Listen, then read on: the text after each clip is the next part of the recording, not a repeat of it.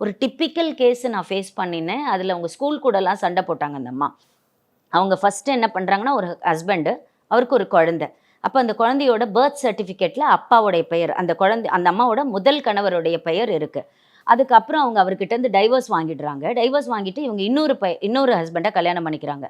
இந்த குழந்தை அப்போ ஒரு 8வது படிக்கிறான். அவன் 10th எக்ஸாம், போர்டு எக்ஸாம் எழுத போகும்போது என்ன பண்ணுறாங்க, இவங்க இன்னொரு ஹஸ்பண்டை கல்யாணம் பண்ணிட்டாங்கல்ல, அப்போ இனிஷியல் என்ன பண்ணுறாங்க, மாற்றிடுறாங்க. இனிஷியல் வந்து செகண்ட் ஹஸ்பண்டோட இனிஷியலை ஐன்னு போட்டு அந்த குழந்தைக்கு கொடுத்துட்டாங்க. அதுக்கப்புறம் அந்த செகண்ட் ஹஸ்பண்ட் கிட்ட இருந்து அவங்க டைவர்ஸ் வாங்கிடுறாங்க. பையன் +2 படிக்கும்போது இவங்க இன்னொரு ஹஸ்பண்டை கல்யாணம் பண்ணிக்கிறாங்க. அவங்க அப்போ என்ன பண்ணுறாங்க, இந்த மாதிரி 2 ஹஸ்பண்டை நம்ம பேர் மாற்றிருக்கோம், இது நாளைக்கு எதுக்கும் பிரச்சனையாக வரக்கூடாதுன்னு சொல்லிட்டு அவன் +2 படிக்க போகும்போது போர்டு எக்ஸாம்ஸ்க்கு என்ன பண்ணுறாங்கன்னா, இவங்க பெயரை, அதாவது அம்மாவோட பெயரை அவனுக்கு இனிஷியலாக கொண்டு வந்துடுறாங்க. குறைந்த விலை, நிறைந்த தரம், தங்கள் தேவைகள் அனைத்தும் ஒரே இடத்தில். ஜெயச்சந்திரன்.